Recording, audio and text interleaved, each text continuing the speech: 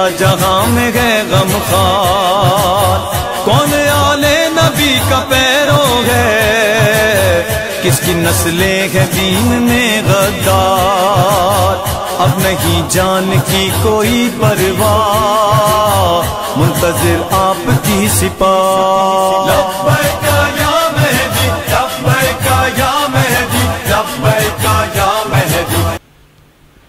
بسم اللہ الرحمن الرحیم، الحمدللہ رب العالمین، وصلی اللہ علی سیدنا محمد وآلہ الطاہرین، اللہم صلی علی محمد وآل محمد۔ تقلید اور اجتہاد کے حوالے سے جو مسائل پوچھے گئے ہیں ان میں سے ایک یہ ہے کہ ہم کس طرح یہ بات قبول کریں کہ ایک مجتہد اپنی توضیح کے اوپر لکھتا ہے کہ جو بھی میری اس توضیح پر عمل کرے گا اس کے مسائل پر تو وہ مبری ذمہ ہے، میں اس کا ذمہ دار ہوں، جبکہ ادھر سے قرآن مجید میں بھی ہے کہ ہر کوئی اپنے عمل کا خود ذمہ دار ہے، لا تازر وازرۃ وزر اخری۔ امام صادق علیہ الصلوۃ والسلام بھی فرماتے ہیں کہ جو ہماری حدیثوں پر عمل کرے ہم ذمہ دار ہیں اس کا، اس کے اعمال کا، یعنی قیامت کے دن۔ تو ہم امام صادق علیہ السلام کی بات مانیں کہ جو حدیثوں پر عمل کرے، امام علیہ السلام فرما رہے ہیں ہم ضامن ہیں اس کے، یا ہم ایک مجتہد کی بات مانیں کہ کہہ رہا ہے جو میرے فتووں پر عمل کرے تو میں اس کا ضامن ہوں، مبری ذمہ ہے۔ تو اس کے جواب میں گزارش کروں گا کہ پہلی بات یہ ہے کہ ایک مجتہد کے فتویٰ کو حدیث کے مقابل قرار دینا یہ کم علمی ہے، اور اگر کوئی جان بوجھ کر ایسا کر رہا ہے تو یہ لوگوں کو دھوکہ دینا چاہتا ہے، کیونکہ مجتہد جب فتویٰ دیتا ہے تو وہ اس کے ساتھ ساتھ یہ کہہ رہا ہے کہ میں نے حدیث اور قرآن سے جو سمجھا ہے وہ یہ ہے، تو لہٰذا فتویٰ خلاصہ ہے، نچوڑ ہے قرآن اور حدیث کا جو مجتہد نے اس سے سمجھا ہے۔ اب ایک بندہ چھٹے امام کی حدیث کو عام آدمی اپنے ناقص ذہن سے جو سمجھا ہے اس کو وہ کہہ رہا ہے کہ یہ میں حدیث پہ عمل کر رہا ہوں۔ ایک مجتہد جو ایک علمی صلاحیت میں کتنا آگے ہے اس بندے سے، اس کی سمجھ کو کہا جائے کہ یہ نہیں، یہ حدیث پر عمل نہیں ہے، یہ حدیث کی طرف رجوع نہیں ہے، تو لہٰذا واضح ہو گیا کہ حدیث پر عمل کرنے سے جو امام علیہ السلام نے فرمایا ہے کہ جو ہماری حدیث پر عمل کرے گا ہم ضامن ہیں، حدیث پر عمل کرنے کے دو طریقے ہیں کہ ایک دفعہ انسان خود باصلاحیت ہو، سمجھ لے، عمل کرے، ایک دفعہ نہیں سمجھ سکتا تو ایک مجتہد اور عالم سے پوچھے اور اس پر عمل کر لے، یہ حدیث کی طرف رجوع ہے۔ تو لہٰذا اس میں ٹکراؤ نہیں ہے کہ امام علیہ السلام فرما رہے ہیں جو ہماری حدیث پر عمل کرے ہم ضامن ہیں، اور ایک مجتہد کہتا ہے کہ میرے رسالہ امریہ پر عمل کرو تو ہم ضامن ہیں۔ ٹکراؤ نہیں ہے، امام کی حدیث پر عمل کرنا ایک ایسے آدمی کے لیے کہ جو حدیث کو سمجھنے کی صلاحیت نہیں ہے،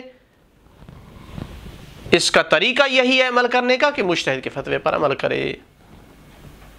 یہ امام علیہ السلام کے قول پر عمل کر رہا ہے۔ تو لہٰذا فقیہ جو کہتا ہے کہ میں ضامن ہوں وہ یہ کہہ رہا ہے کہ میرے جو فتاوی ہیں میں نے قرآن اور حدیث سے لیے ہیں، اگر ان پر کوئی عمل کرے گا تو وہ مبری ذمہ ہے، میرے سرگردن پر ہے، میں قیامت کے دن اللہ تعالیٰ کو جواب دوں گا کہ میں نے قرآن اور حدیث سے یہ سمجھا تھا۔ یعنی قیامت کے دن انسان جب اللہ کی بارگاہ میں حاضر ہوگا تو کہہ سکتا ہے عام آدمی کہ میں خود نہیں سمجھتا تھا اور میں نے ایک ایسے جید عالم سے جو علم میں، فقاہت میں سب سے آگے تھا، دیندار تھا، خوف خدا رکھتا تھا، میں نے اس سے پوچھا، اس نے کہا کہ قرآن اور حدیث سے اس مسئلے کا یہ حکم نکلتا ہے۔ مبری و ذمہ ہے قیامت کے دن ایسا انسان۔ اور اگر اس کو حدیث کے حوالے سے دیکھنا چاہتے ہیں کہ کہیں حدیث میں بھی تذکرہ ہے کہ فقیہ ضامن ہوتا ہے، تو آپ مراجعہ کر سکتے ہیں کافی جلد نمبر 7، صحیح سند حدیث ہے عبد الرحمن ابن حجاج سے کہتا ہے کہ چھٹے امام علیہ السلام تشریف فرما تھے اور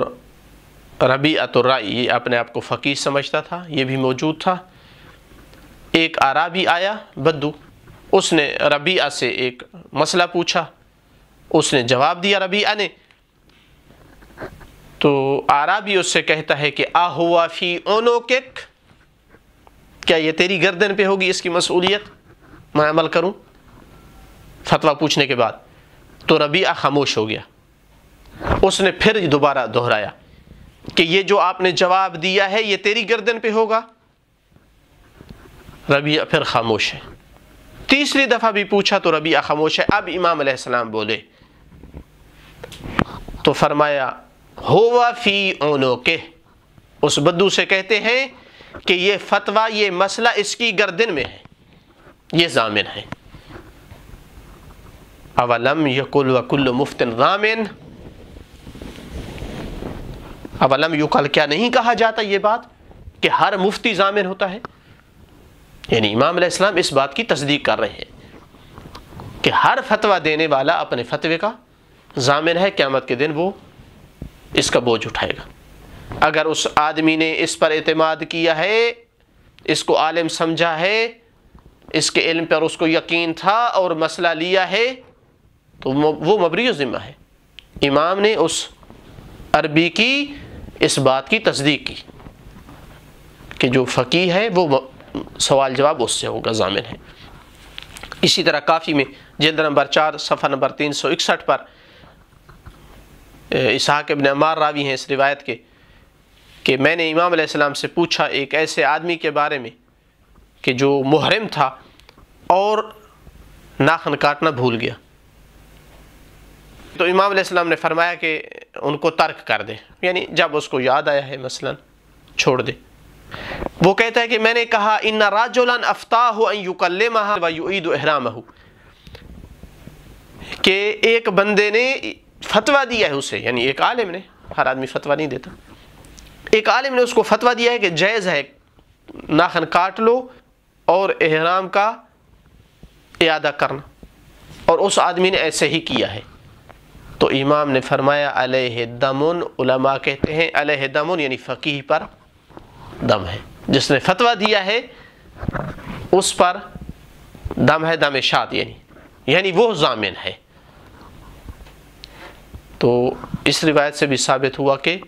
فقیہ اپنے عمل کا ضامن ہے، اپنے فتوے کا۔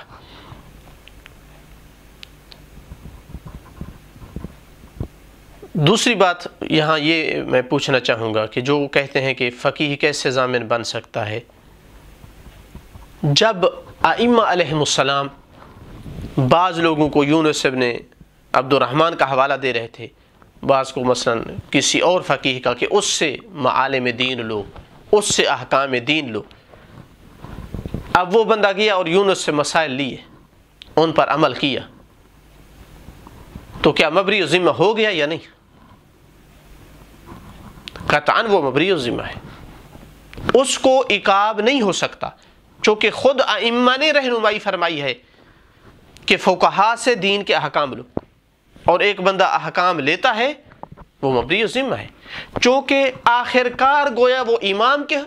فرمان پر عمل کر رہا ہے، چونکہ فقیہ نے جو فتویٰ دینا ہے وہ امام کے حکم سے نکال کر دینا ہے۔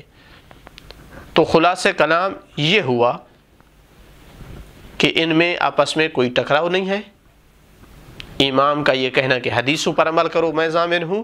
فقیہ کا لکھنا کہ میرے فتوے پر عمل کرو تو میں ضامن ہوں، چونکہ یہ فتویٰ اسی امام کی حدیث سے لیا گیا ہے۔ اور یہ جو ہے کہ قرآن کہتا ہے کہ کوئی کسی کا بوجھ نہیں اٹھائے گا، یہ اس کے بھی منافی نہیں ہے، کیونکہ اس فقیہ کا بوجھ ہے کہ وہ اس فتوے کے ذمہ دار ہے، یہ اس کا بوجھ ہے۔ جو مقلد تھا اس نے اپنا بوجھ اتار دیا عمل کر کے، اس کا بوجھ نہیں رہا، اب وہ یہی کر سکتا تھا جو اس نے کیا ہے، اس کے علاوہ اور کچھ کر بھی نہیں سکتا تھا۔ تو لہٰذا فقیہ ضامن بنے گا اس لیے کہ یہ اس کا اپنا بوجھ ہے، اس نے فتویٰ دیا ہے۔ تو لہٰذا یہ ٹکراؤ سامنے ظاہر کر کے پیش کرنا یہ یا غلط فہمی ہے یا جان بوجھ کر لوگوں کے اذہان خراب کرنا ہے۔ والحمدللہ رب العالمین۔